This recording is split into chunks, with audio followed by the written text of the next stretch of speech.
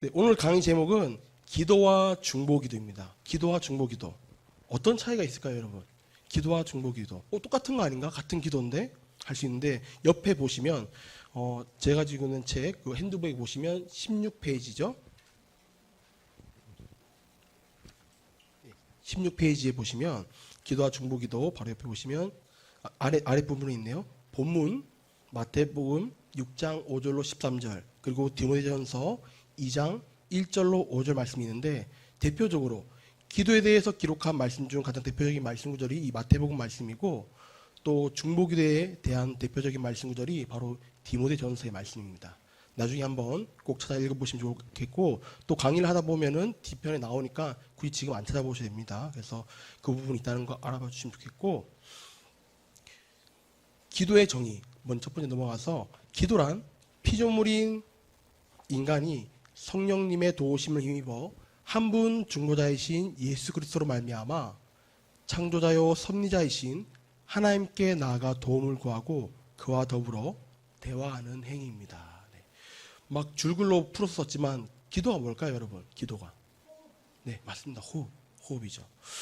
기도라는 주님과의 호흡이며 또 대화하는 매개체 사랑할 수 있는데 우리가 기도에 대해서 어렵게 생각하지 마시고 그저 이 기도의 정의가 이렇다는 것만 알고 넘어가면 좋을 것 같습니다. 그렇다면 성경이 말하는 기도가 이렇다면 나는 기도를 무엇이라고 정의합니까?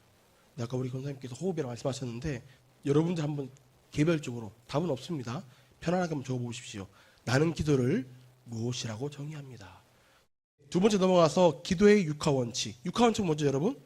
누가, 언제, 어디서, 무엇을, 어떻게, 왜. 네.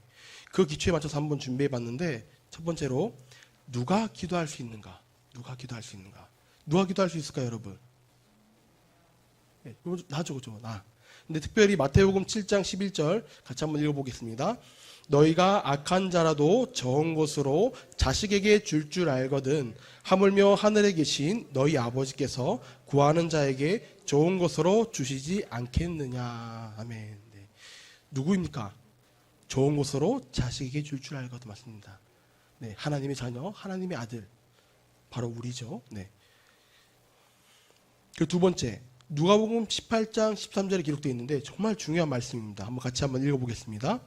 세리는 멀리 서서 감히 눈을 들어 하늘을 쳐다보지도 못하고 다만 가슴을 치며 이르되 하나님이여 불쌍히 여기소서 나는 죄인이로소이다 하였느니라. 아멘. 네. 누가 기도할 수 있다고 여러분? 예, 맞습니다. 죄인. 교회는 완벽한 사람, 훌륭한 사람, 신사만 오는 것인가요, 여러분? 네, 그렇죠. 교회는 문제가 많고 아픔이 있고 죄인들이 모이는 곳이 교회죠. 왜 그럴까요? 왜? 우리 주님께서도 우리 예수님께서도 공생의 일을 마치시고 그 3년간 사역 가운데 누굴 먼저 찾아가셨나요? 세리와 창녀.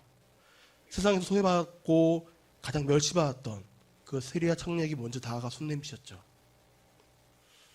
그 소외받는 사람을 찾아간 예수님의 마음, 여러분 어떨까요? 너 죄인이기 때문에 기도해야 돼가 아니라 그러한 우리를 원하고 계신다는 거죠.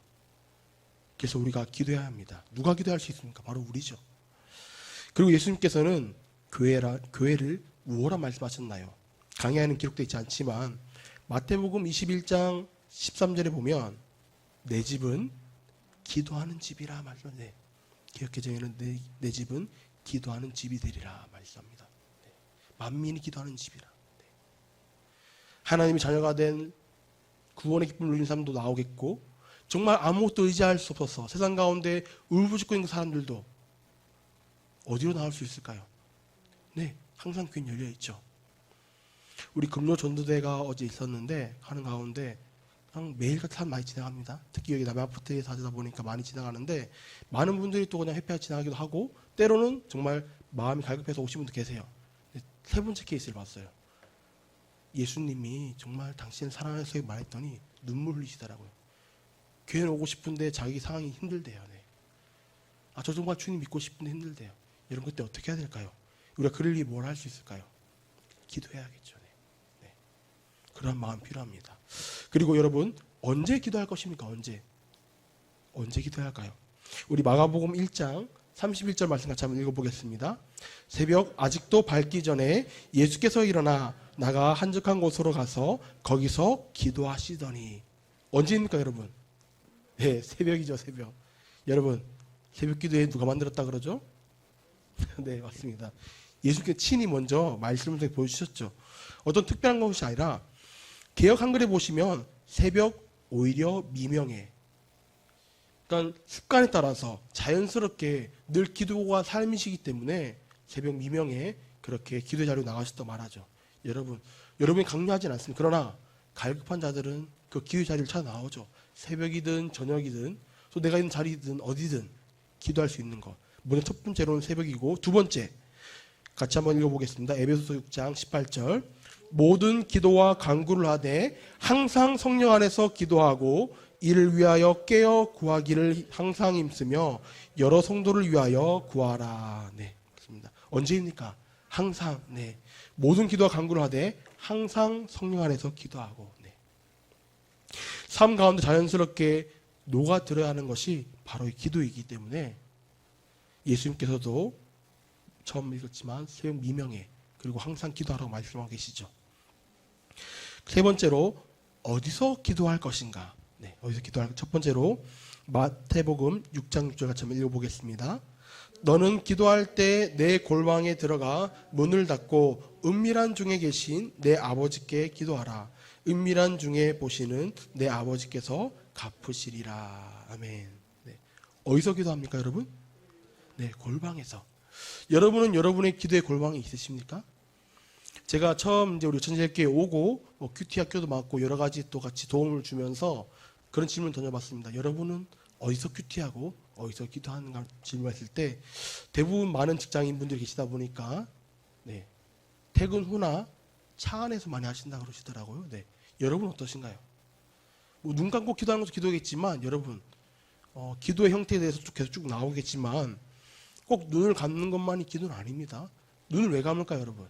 손을 왜 모으고? 이건 다른 얘기지만 주님, 저는 세상 바라보지 않고 주님 바라보겠습니다. 그런 의미로 눈을 감고 또 두 손을 모으는 이유는 제가 세상과 타협하지 않고 온전히 주님께만 집중하겠습니다. 그런 의미로 이렇게 옛날 사도들은 그렇게 고백했다고 합니다. 이와 같이 우리가 골방에 나가는 것 중요한데 여러분 기도의 골방이 있으신가요? 한번 자신에게 질문해 봤으면 좋겠습니다. 두 번째로 열왕기상 9장 3절 말씀입니다. 여호와께서 그에게 이르시되 내 기도와 내가 내 앞에서 간구한 말을 내가 들었은즉 나는 내가 건축한 이 성전을 거룩하게 구별하여 내 이름을 영원히 그곳에 두며 내 눈길과 내 마음이 항상 거기에 있으리니. 네. 어딜까요? 또 기도할 것이 네, 성전. 네. 지금으로 말하면 우리 교회죠. 우리 각 교회 있겠지만 또한 건물적인 의미로서는 또 교회가 되겠죠. 성전. 세 번째 고린도전서 6장 19절 말씀입니다. 너희 몸은 너희가 하나님께로부터 받은 바 너희 가운데 계신 성령의 전인 줄을 알지 못하느냐. 너희는 너희 자신의 것이 아니라. 아멘. 네. 어딘가 여러분? 어디서? 네, 성령의 전인데 어느 곳에서나. 네, 어느 곳에서인가. 이미 내가 교회이고 내 자신이 교회라는 사실을 믿고 따른다면 어느 곳에서나 기도할 수 있겠죠, 여러분. 네. 아까 앞서 말씀드린 바와 같이 퇴근 후에 직장에서 또 차 안에서더라도 또 각자가 정한 그 장소에서 그렇게 기도할 수 있겠죠. 이와 같이 성령도 우리의 연약함을 도우시나니 이 말씀 많이 아시죠? 어디 말씀인가요? 네. 로마서 8장 26절의 말씀인데 이 말씀에 보면 이와 같이 성령도 우리의 연약함을 도우시나니 우리는 마땅히 기도할 바를 알지 못하나 오직 성령이 말할 수 없는 탄식으로 누구를 위해서요? 우리를 위하여 친히 간구하시느니라. 네, 맞아요. 예수님과의 첫사랑, 예수님이 믿기 시작한 그 순간부터 이미 내 안에 성령 하나님과 함께 계시고 주님 앞에 가는 그날까지, 네, 주님 앞에 가는 그날까지 주님께서 말씀하셨죠. 너희가 성령의 전이기 때문에 언제 어디서나 기도할 수 있다 말씀하시죠. 우리 페이지를 넘어가서 17페이지에 무엇을 위해 기도할 것인가? 네, 무엇을 위해 기도할 것인가? 여러분, 무엇을 위해 기도할 수 있을까요, 우리가? 첫 번째로 마태복음 6장 9절로 10절 말씀입니다. 그러므로 너희는 이렇게 기도하라. 하늘에 계신 우리 아버지여, 이름이 거룩히 여김을 받으시오며 나라가 임하시오며 뜻이 하늘에서 이루어진 것 같이 땅에서도 이루어지이다. 아멘. 네. 특별히 가장 중요한 부분인데 무엇을 위해? 하나님의 영광을 위해. 네, 그렇죠. 하나님의 영광을 위해. 그래서 초대교회 사도들은 솔리데오 글로리아라고 라틴어인데 오직 하나님께 영광을, 오직 하나님께 영광을 항상 그 문구를 마음에 새겼다고 합니다. 어떤 일을 하든지 무엇을 하든지, 특별히 기도뿐만 아니라 삶 가운데 어떤 일을 하든지 오직 하나님께 영광을, 네, 그 마음을 품고 살았는데 우리가 무엇을 위해? 하나님의 영광을 위해 기도할 수 있고, 두 번째로 마태복음 6장 11절입니다. 오늘 우리에게 일용할 양식을 주옵시고. 네, 필요 없는 게 아닙니다. 필요합니다. 뭐죠? 물질적 필요를 위해. 네, 필요 없는 게 아니에요, 여러분들. 하나님의 영광을 위해 기도하며 또한 물질적 필요를 위해서도 기도해야 합니다. 왜요? 예수님께서 이와 같이 친히 가르쳐 주셨거든요. 또 세 번째로 마태복음 6장 12절로 13절입니다. 우리가 우리에게 죄 지은 자를 사하여 준 것 같이 우리 죄를 사하여 주옵시고 우리를 시험에 들게 하지 마옵시고 다만 악에서 구하시옵소서. 나라와 권세와 영광이 아버지께 영원히 있사옵나이다. 아멘. 네. 무엇을 위해 기도할까요? 영적 필요를 위해서. 네, 영적인 필요를 위해서. 네. 물론 죄 지은 자 사하여 준 것 같이 내가 하는 게 아니죠. 주님께서 우리 죄를 사하여 주옵시고 우리를 시험에 들게 하지 마옵시고 악에서 구하소서. 누가 할 수 있는 일인가요? 오직 네, 우리 성령 하나님만 할 수 있는 일이죠. 그래서 영적인 필요를 위해서도 우리 기도해야 합니다. 그리고 네 번째로 마가복음 11장 24절 말씀입니다. 그러므로 내가 너희에게 말하오니 무엇이든지 기도하고 구하는 것은 받은 줄로 믿으라. 그리하면 너희에게 그대로 되리라. 네, 네 번째로 무엇을 기도해야 합니까? 무엇이든지. 네, 무엇이든지. 네. 어느 곳에서 기도하는데 무엇이든지 기도할 수 있다는 거예요. 놀라운 일 아닙니까? 그저 하나님의 영광을 위해서 또 물질적인 필요를 위해서 영적인 필요를 위해서 기도하겠지만 무엇이든지 기도할 수 있다는 거예요. 여러분, 작은 기도와 큰 기도가 있을까요? 아니에요. 사람들은. 물론 세상 사람들은 성적에 따라서 또 아플 때 보면은 이건 좀 감기는 좀 아무것도 아니 괜찮아. 그냥 작은 병이야. 근데 무슨 암이라든지 엄청 큰 병에 걸리게 되면 뭐라 그러죠? 맞아. 이건 되게 위험해. 힘든 병이야. 고칠 수 없는 병이야 라고 쉽게 치부하죠. 근데 예수님이 그렇게 말씀하셨나요? 병든 자도 쉽게 말씀으로 낫게 하시고 귀신 들린 자도 말씀으로 낫게 하시고 심지어 죽은 자도 어떻게 하셨습니까? 예, 말씀으로 살려하셨죠. 주님께서 어떤 특별한 무엇을 해서가 아니에요. 근데 우리는 너무나 쉽게 세상을 살아가다 보니까 세상의 풍조와 가치관과 그 습관에 억눌리다 보니까 이건 큰 병, 이건 작은 병. 이건 큰 기도, 이건 작은 기도. 이건 내가 해야 할 거, 안 해야 될 거. 쉽게 구분하죠. 이런 이분법적인 사고가 세상에 만연해 있습니다. 그러나 주님께서 뭐라 말씀하시죠?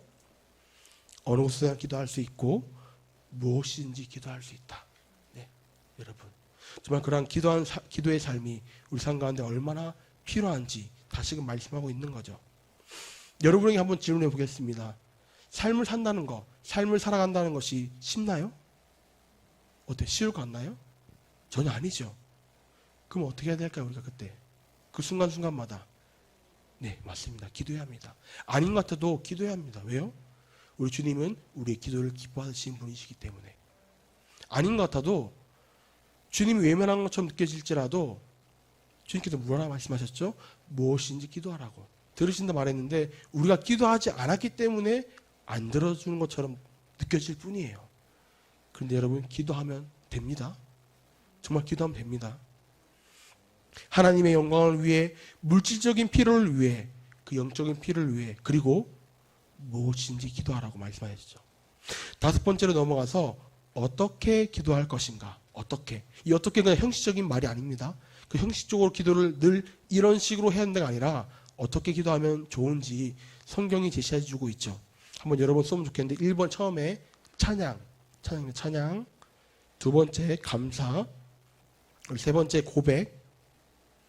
네 번째 간구. 그리고 다섯 번째 예수 이름, 그리고 여섯 번째 아멘. 혹시 못 쓰신 분 계신가요? 다 쓰셨죠? 네. 첫 번째 찬양, 두 번째 감사, 세 번째 고백, 네 번째 간구, 다섯 번째 예수 이름, 여섯 번째 아멘입니다. 뭘까요? 우리 예배할 때도 묵도를 시작해서 찬양하고 이렇게 올려드리는 예배 형식이 있는데, 기도할 때에도 먼저는 주님 앞에 골방이든지 아니면 내가 기도할 수 있는 그 장소에 나아가서 먼저는 찬양으로서 마음의 문을 열고, 그리고 주님 앞에 감사함으로 하루를 살면서 힘들었던 것, 슬펐던 것만 생각하지 마시고 감사했던 것을 먼저 고백함을 통하여서 더 깊은 은혜 자리로 나아갈 수 있도록 해주시고, 정말 이 고백 세 번째는 중요한데요. 주님의 주대심을 인정하는 거예요. 아, 주님께서 나를 이 자리에 인도해 주셨구나. 내가 원해서 기도할 이 자리에 나온 것 같지만 주님께서 나를 이 자리로 인도해 주셨구나. 그런 고백이 필요합니다. 그리고 네 번째로는 간구죠. 내 안에 있는 이야기들. 전 특별히 이렇게 말하고 싶어요. 간구에 대해서 정말 많은 이야기들이 있는데 저는 내 안의 이야기라고 말합니다. 우리 어린아이가 주님 앞에 기도한다 나왔을 때 어떠한 미사 효과를 붙여서 또 특별한 의미를 붙여서 기도할 수 있을까요? 할 수도 있겠죠. 그러나 대부분의 어린아이들은 있는 이야기 그대로, 그리고 울고 싶은데 울고 웃고 싶을 때 웃고 하는 게 어린아이의 가장 큰 힘이죠. 맞아요. 그냥 여러분 기도하러 왔을 때 이런 형식이 아니더라도, 어떻게 기도하는 분 다 묵과하더라도 있는 모습 그대로, 나 주님 좀 힘들어요. 주님 좀 힘들어요. 그런 마음도 좀 필요하지 않을까요? 그리고 다섯 번째는 예수 이름. 네. 우린 예수 이름의 권세가 있습니다. 이 땅을 살아가면서 우리 주신 이름 누구죠? 예수 그리스도. 네. 사람들은 자꾸만 다 뭐 석가모니라든지 뭐 쓸데없는 신을 말하죠. 근데 그들은 자기를 위해 섬기라 그래. 그러나 예수님께서 뭐라죠? 나를 위한 것이 아니라 너희를 위한 것이라죠. 가장 성경에 보내주셨던 분이 우리 예수님이시죠. 금산교회라고 있어요. 거기 한번 탐방을 갔는데 혹시 가보신 적 있으신가요? 금산교회? 잘 모르시나요? 네. 우리 김제에 있는데, 김제시에 있는데 기억자 교회로 옛날부터 오른쪽에는 이제 남자들이 앉는 자리, 왼쪽에는 여자분들 앉는 자리 해가지고 지금도 그 자리에 있고 그 모습 그대로예요. 근데 신기했던 것은 그 부분을 알고 있었는데, 목사님이 나오는 그 강의성 자리가 물론 이렇게 단이 있지만 들어온 자리가 구멍이 작아요. 저 한 반 정도 되더라고요. 제가 그 담임 목사님께 여쭤봤어요. 왜 여기는 들어온 자리 힘들게 돼 있습니까? 물어보니까 뭐라고 말씀하셨을 것 같습니까? 좁은 길일 수 있는데 섬기려고. 우리 예수님께서도 말씀이 나올 때 높은 자리에 놓은 것이 아니라 이와 같이 늘 이 자리를 지나다니면서 말씀 전할 때마다 성경에 모신 예수님 마음을 생각하면서 이 초대 목사님부터 지금까지 그 문은 그대로 둔다고 합니다. 그 문을 지날 때마다. 네. 이러한 삶의 모습이 우리에게도 필요하지 않을까 좀 한번 질문해보고 싶습니다. 그리고 여섯 번째로 가장 중요하죠. 아멘. 네, 아멘. 여러분, 아멘의 의미가 뭘까요? 네. 가장 성경적인 의미는 그대로 이루실 줄 믿습니다. 네. 그대로 이루실 줄 믿습니다. 네. 이것이 아멘의 의미입니다. 누가 이루시나요? 예수님께서. 예수님께서 그대로 이루실 줄 믿습니다. 우리는 너무나 쉽게 아멘을 남발하거나 또 쉽게 쓰는데, 아니요 여러분, 정말 중요한 의미입니다. 쉽게 말한 것 같지만 성령님이 인도해 주지 않으면 절대 아멘으로 고백할 수 없어요. 아멘의 그 참 의미는 그대로 이루실 줄 믿습니다. 네, 그대로 이루실 줄 믿습니다. 네. 우리 넘어가서 여섯 번째로 왜 기도해야 하는가? 왜 기도해야 하는가? 우리가 누가 기도할 수 있는지, 또 언제 기도해야 되고 어디서 무엇을 어떻게까지 했는데 왜 기도해야 합니까? 그렇다면 왜? 네. 처음에 여러분 질문했을 때 말씀해 주셨는데 영혼의 호흡이기 때문에 기도해야 합니다. 영혼의 호흡 너무 중요하죠. 혹시 지금 숨 안 쉬고 있는 분 계신가요? 네. 우리 다양한 층에서 모이셨는데 숨 안 쉬고 있는 분 없죠? 네. 그런데 우리 여러분, 우리 영혼은 호흡하고 있습니까? 어때요 여러분? 주님과 호흡하고 계십니까? 나와 주님 멀리 있는 것이 아니라 그 주님과 평상시 우리 너무나 당연한 거잖아요. 숨 쉬는 거는. 잠잘 때 숨 안 쉬고 자는 사람 없잖아요. 잠을 자거나 깨어있거나 언제 어디서나 우리는 숨을 쉬어야지 살 수 있잖아요. 그죠? 심지어 뭐 7일 동안 안 먹어도 살 수 있다 그래, 물만 먹고도. 근데 숨 안 쉬면 7일 견딜 수 있을까요? 안 되죠. 네. 여러분 한 10분 동안 숨 참아본 적 있습니까? 네, 쉽지 않죠. 네, 결코 쉽지 않습니다. 근데 여러분, 숨 안 쉴 수 없는데 영혼의 호흡은 하고 계십니까? 한번 여러분에게 질문해 보고 싶습니다. 요한일서 1장 9절 말씀 같이 읽어보겠습니다. 만일 우리가 우리 죄를 자백하면 그는 미쁘시고 의로우사 우리 죄를 사하시며 우리를 모든 불의에서 깨끗하게 하실 것이요. 네. 우리 죄를 자백하면 주님과 그 영혼의 호흡을 계속 이어간다면 그는 의로우사 우리 죄를 사하시며 우리의 모든 불의에서 깨끗하게 하실 것이라 말씀하시죠. 그리고 두 번째로 소명이기 때문에 기도해야 합니다. 소명이기 때문에. 누가복음 19장 46절과 고린도전서 6장 19절 말씀인데 같이 한번 읽어보겠습니다. 그들에게 이르시되 기록된 바 내 집은 기도하는 집이 되리라 하였거늘 너희는 강도의 소굴을 만들었도다 하시니라. 너희 몸은 너희가 하나님께로부터 받은 바 너희 가운데 계신 성령의 전인 줄을 알지 못하느냐. 너희는 너희 자신의 것이 아니라. 아멘. 네. 우리에게 주신 소명이기 때문에. 여러분, 교회가 무엇을 하는 곳이라고요? 네. 내 집은 기도하는 집이라. 네. 물론 우리 교회 안에서 많은 걸 하죠. 지금 우리 교육도 하고 성김도 하고 구제봉사 많은 걸 해요. 예배도 드리고. 근데 주님께서 궁극적으로 뭐라 말씀하셨죠? 내 집은 기도하는 집이 되리라. 정말 내 그 사람을 사랑하는 마음으로 기도한다면 그 사람 위해 못할 것이 무엇이 있을까요? 두려워하며 떨릴 필요가 있을까요? 내가 아무리 큰 죄를 지었더라도 날 용서하신 분이 여기 계시는데 기도할 수 있겠죠, 여러분. 세 번째로 성도로서 거룩해질 수 있기 때문입니다. 거룩해질 수 있기 때문입니다. 디모데전서 4장 5절의 말씀 같이 읽겠습니다. 하나님의 말씀과 기도로 거룩하여짐이라. 아멘. 네. 하나님의 말씀과 기도로 거룩하여짐이라. 너무나 중요합니다. 여러분, 그런 이야기 한번 들어보셨나요? 말씀만 너무 강조한 교회가 있다 보니까 가문수처럼 머리만 큰 교인들이 많다 그래요. 지식으로만 쌓다 보니까 기도를 안 하고 말씀만 쌓다 보니까 가문수처럼 머리만 큰 교인들이 있다 그래요. 또 뭐 이와 반대로 말씀은 아예 제외한 채 기도, 그 영적인 능력만을 강요하다 보니까 마음은 되게 넓어요. 가슴 엄청 커요. 근데 어때요? 말씀이 없으니까 쉽게 정지해요. 너 기도 안 해서 그런 거야. 너 이거 안 해서 그런 거야 라고 쉽게 정지하는 거죠. 말씀과 기도는 항상 같이 가는 거예요, 여러분. 주님께서 말씀만 중요하다면 하나님께서 말씀으로 거룩하여짐이라 말씀하셨겠죠. 또 기도로 거룩하여짐 말씀하셨겠죠. 그러니까 특별히 하나님의 말씀과 기도로 거룩하여짐이라 말씀하셨죠. 너무나 중요합니다. 우리가 주님께서 주신 그 말씀 안에 기도함으로 순종하고 또 기도하는 가운데 주신 말씀을 깨닫는 그 은혜가 우리 가운데 있어야 합니다. 그래서 우리가 말씀과 기도는 항상 함께 해야 한다는 것 잊어서는 안 됩니다.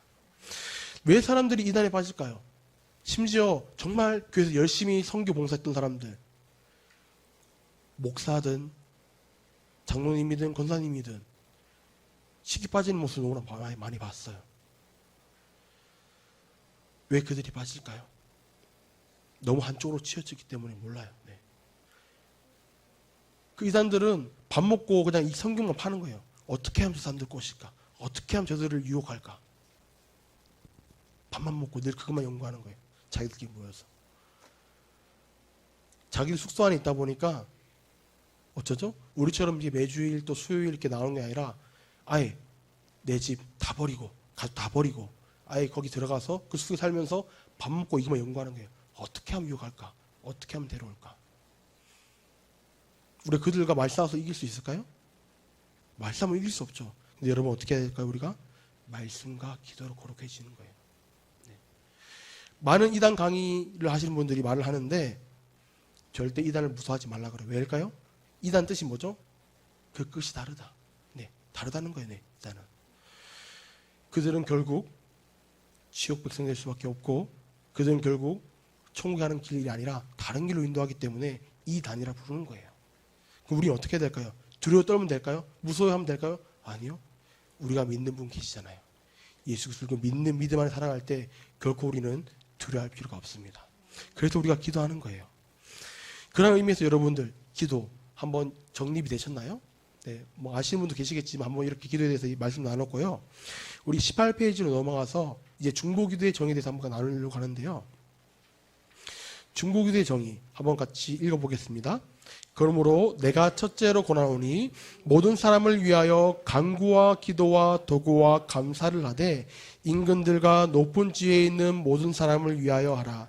이는 우리가 모든 경건과 단정함으로 고요하고 평안한 생활을 하려 함이라. 아멘. 네. 디모데전서 2장 1절로 2절 말씀입니다. 여기서 도구라고 하는 말이 중보기도라는 말입니다. 네. 자, 밑에 기록되어 있죠.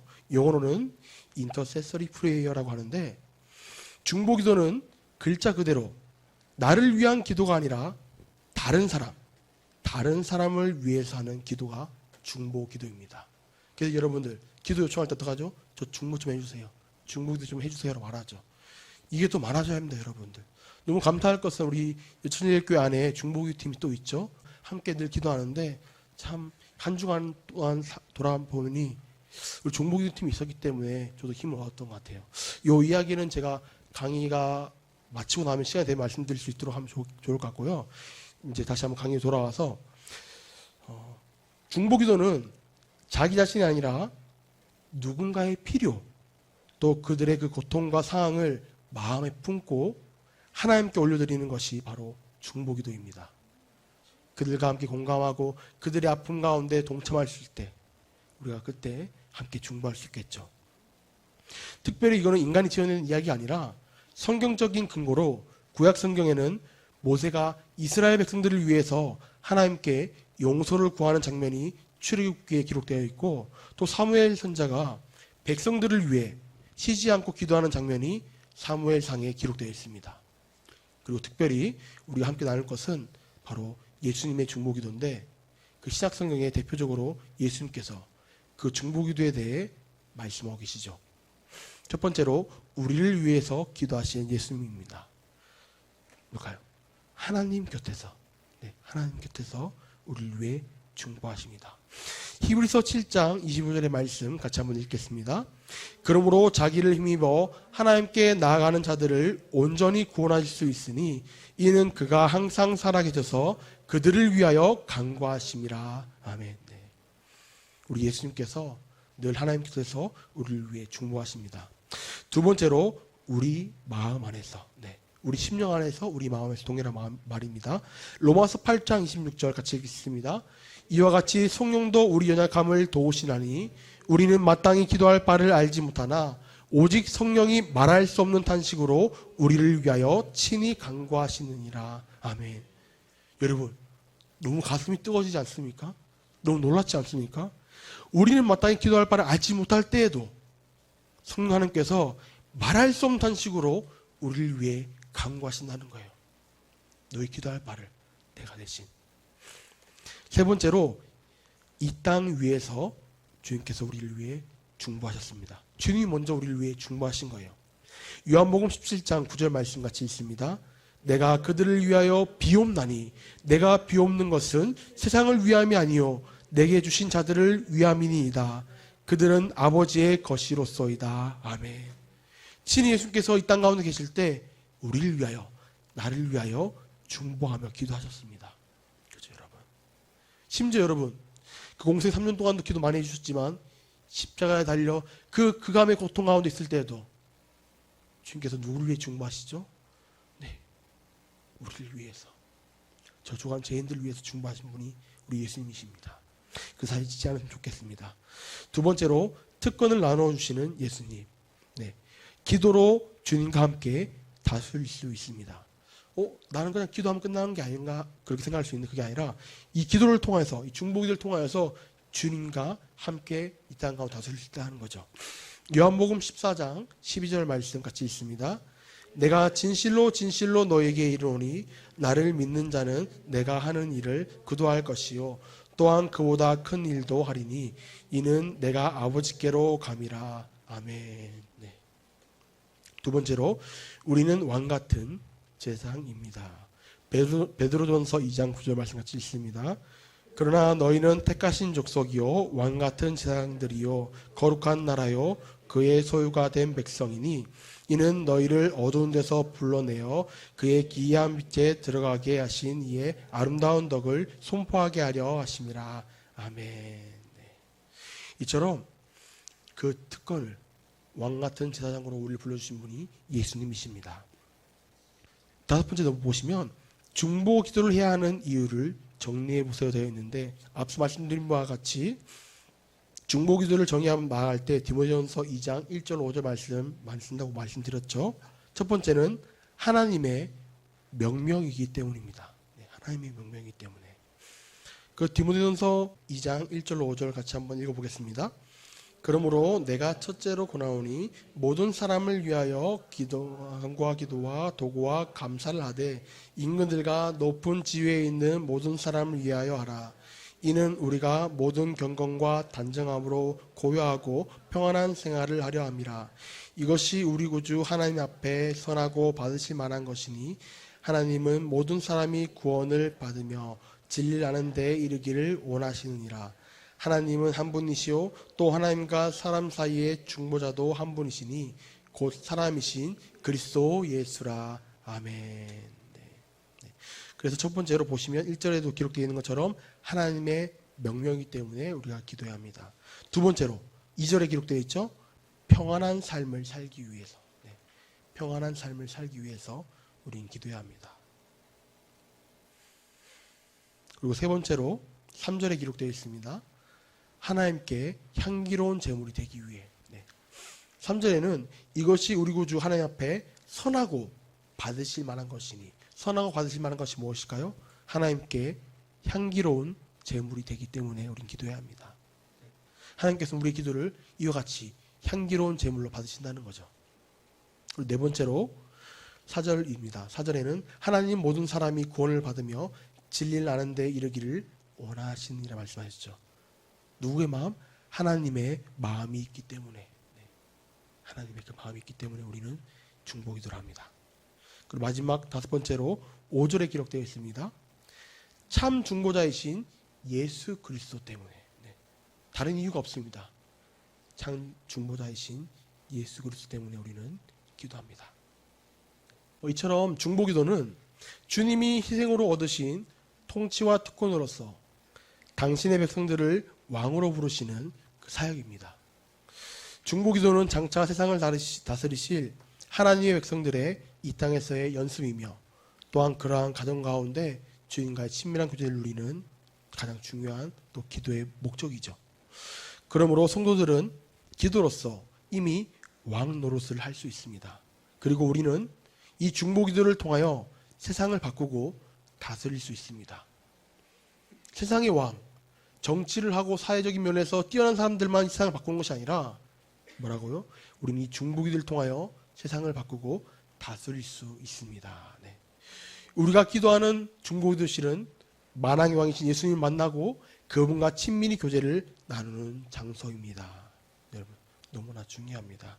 강의를 마무리하려고 하는데 특별히 왜 시편 149편 5절로 9절의 말씀을 기록하겠을까 좀 의문이 들지 않습니까?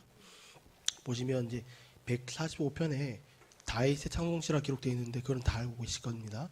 특별히 옛날 교부들이 시편이 워낙 길다 보니까 이런 부제들을 달아서 좀 이해하기 쉽게 그렇게 준비했는데, 시편 149편 5절로 9절은 같이 한번 적으면 좋겠습니다. 하나님의 구원을 체험한 성도들의 찬양시. 어떤 시냐면은 하나님의 구원을 체험한 성도들의 찬양시라고 불리기 때문에 한번 기록해 보았습니다. 우리 모두는 왜 이 자리에 있습니까? 하나님의 구원을 이미 체험한 성도들이 아닙니까? 그죠, 여러분? 그렇기 때문에 성도들은 영광 중에 즐거워하며 그들의 침상에서 기쁨으로 노래할지어다. 이와 같이 5절로부터 시작해서 쭉 나가는데, 9절에 보시면 이런 영광은 그의 모든 성도에게 있도다. 할렐루야. 이미 우리 가운데 그 영광의 모습이 있고, 하나님의 구원을 체험한 성도들의 찬양시가 이라는 의미에서 이름이 붙여졌습니다.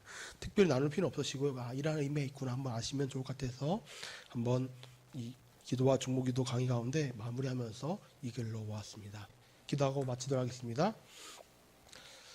지금도 살아 역사하시고 우리 삶 가운데 언제나 함께 하신 주님, 그 은혜에 항상 감사하며 우리가 이 자리까지 나왔습니다. 성령 하나님께서 우리의 마음 붙들어 주시고